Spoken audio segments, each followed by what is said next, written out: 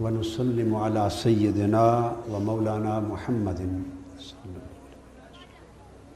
رسولہ النبی الامین المکین الحنین الکریم الرؤوف الرحیم وعلی آلہ الطیبین الطاہرین المعتصمین وصحبہ الکرام المتقین المخلصین المنتجبین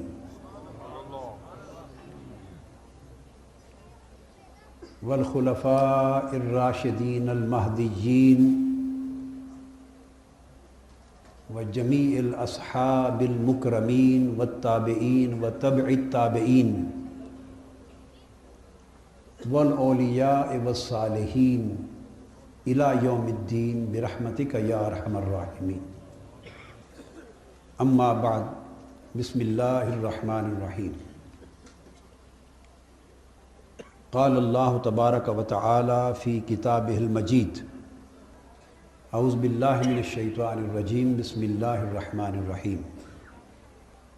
انما یرید اللہ لیذہب عنکم الرجس اہل البیت ویطہرکم تطہیرا وقال اللہ تبارک و تعالی قل لا اسألکم علیہ اجرا الا المودۃ فی القربى صدق اللہ مولانا العظیم۔ معزز مشائخ اعظام، علماء کرام، غلامان مصطفیٰ، محبان اہل بیت، متبعین صحابہ، محبین اولیاء، جمیع اہل سنت اور جمیع اہل تشیع، مذہب حنفی اور ملت جعفریہ اور مسلمانوں کے تمام مسالک مکاتب فکر سے تعلق رکھنے والے بھائیوں، عزیزوں، بہنوں، بیٹیوں اور آقا علیہ السلام کی امت کے سب عظیم سپاہیوں اور اسلام کے عظیم فرزندوں اور بالخصوص سرزمین جنگ کے سپوتوں، الحمدللہ تعالی آج ذکر حسین کا یہ جلسہ جنگ شہر کے نصیب میں آیا ہے۔ اہالیان جنگ شہر کو بالخصوص اور مکینان ضلع جنگ کو بالعموم مبارکباد پیش کرتا ہوں۔ میں ان دونوں آیات کریمہ کی روشنی میں جو تلاوت کی اور جن میں اللہ پاک نے آقا علیہ السلام کی اہل بیت اطہار کا ذکر کیا ہے، ان کی روشنی میں، ان کی برکت سے میں اپنی بات شروع کر رہا ہوں۔ چونکہ آج مضمون ہے ذکر حسین کا، مضمون ہے شہادت حسین کا، ذکر حسین کا، اس لیے اللہ ذکر حسین سے پہلے میں ان دو دھاروں سے بات شروع کرنا چاہتا ہوں جن دو دھاروں کو ملانے سے حسین وجود میں آیا ہے۔ اور میں پھر کہہ رہا ہوں، میں چونکہ خود سنی العقیدہ ہوں، اہل سنت والجماعت ہوں، لہذا سنی بڑے دھیان سے سنیں اور وہ سمجھیں کہ اصل سنیت کیا ہے، اس بات کو سمجھنے کی کوشش کریں، اصل سنیت کیا ہے۔ اہل تشیع ملت جعفریہ کے فرزند سنیں، میں حضور کے نالین پاک کے صدقے حضور کی اہل بیت کے در کا سگ ہوں، کتا ہوں حضور کی اہل بیت کا، یہی میری آخرت کا سرمایہ ہے۔ سو ملت جعفریہ کے فرزند میری بات نہایت دھیان سے سنیں، دونوں گھر کان کھول کے سنیں، کوشش کریں کہ کمی بیشی جس کی جہاں جہاں ہو وہ اپنے آپ ہی مٹاتا جائے اور محبت کے رشتے میں قریب ہوتا چلا جائے۔ اور جتنا ذکر اہل بیت اطہار کا کروں گا وہ ذکر بزبان مصطفیٰ اور بزبان صحابہ کرام کروں گا۔ جوڑنا چاہتا ہوں اس رشتے کو وہیں سے،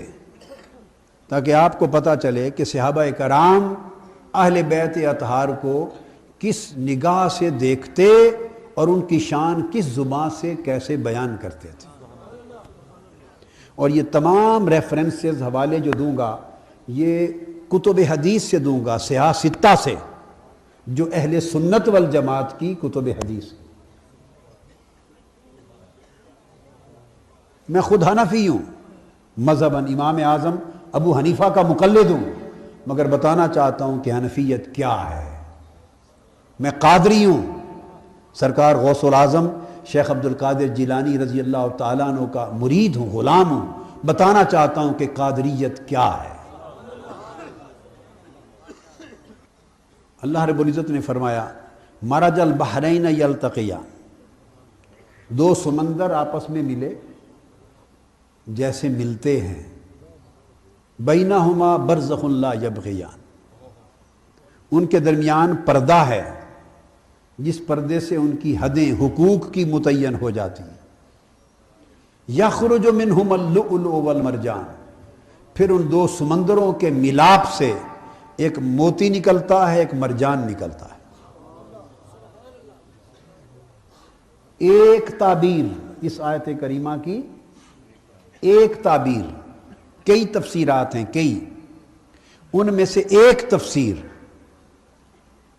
دو سمندر ملے، ایک سمندر ولایت علی کا ہے، دوسرا سمندر طہارت فاطمہ کا ہے، اور پردہ درمیان میں زوجیت و نکاح کا ہے جو آسمان سے مقرر ہو کے آیا تھا، اور موتی اور مرجان نکلے۔ موتی کی جھلک رنگ کی سبز ہوتی ہے، وہ حسن مجتبی ہیں، ان کو زہر دیا گیا اور زہر کا رنگت سبز تھی۔ دوسرا مرجان نکلا، مرجان کا رنگ سرخ ہوتا ہے، وہ حسین مرتضیٰ ہے، اشارہ شہادت کربلا کی طرف۔ سو میں بھی بات کو اختصار سے سیدنا مولا علی المرتضیٰ سے شروع کرتا ہوں اور سیدہ بطول زہرا کی بات کرتا ہوں، اور دونوں کے ذکر کے ساتھ پھر ہم امام عالی مقام کی طرف آتے ہیں۔ جو حدیث اختصار سے آپ کو بتانا چاہتا ہوں، میری پوری کتاب ہے اس موضوع پر، السیف الجلی۔ یہ حدیث ہماری اہل سنت کی سیاستہ کی معتبر کتاب ترمذی شریف میں ہے، سیاستہ کی ہماری کتاب ابن ماجہ میں ہے، سیاستہ کی کتاب نسائی شریف میں ہے، سیاستہ کی کتاب سنن ابی داؤد میں ہے، مسند امام احمد بن حنبل میں ہے،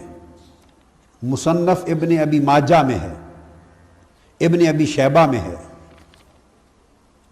پھر اس کو امام احمد بن حنبل کے علاوہ امام ابن عساکر نے روایت کیا، امام طبرانی نے روایت کیا، ابن اسیر نے روایت کیا، امام ابن کثیر نے روایت کیا، امام ابن حجر اسقلانی نے روایت کیا۔ یہ میں ریفرنسز جان کے بتا رہا ہوں تاکہ آپ کو پتہ ہو کہ یہ صرف ڈاکٹر طاہر القادری کچھ باتیں بتا کے نہیں جا رہا، یہ سیاستہ سے لے کے آج تک 1300 سال میں کل ائمہ حدیث ان چیزوں کی تخریج کرتے رہے ہیں۔ امام حاکم نے المستدرک میں روایت کیا، خطیب بغدادی نے روایت کیا، امام طبرانی نے روایت کیا،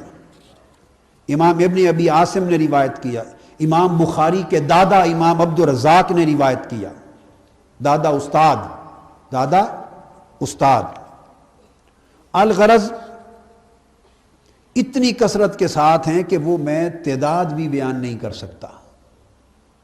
اور یہ ایک حدیث 51 مختلف سندوں سے اور مختلف صحابہ راویوں سے، مختلف سندوں سے، اور فن حدیث میں کہتے ہیں طرق، مختلف طرق سے، مختلف اسانید سے، مختلف راویوں سے صحابہ کرام، اور سینکڑوں کتابوں، حدیث کی سینکڑوں کتابوں سے، حدیث کی سینکڑوں کتابوں سے یہ حدیث روایت کی گئی ہے۔ 67 کتابیں حدیث کی ہماری جن میں حدیث آئی ہے۔ کتنی؟ 67 کتابیں، اور ابتدائی وقت سے لے کر آخر تک 1000 سال جو پہلا گزرا ہے، اسلام کی تاریخ کا 1000 سال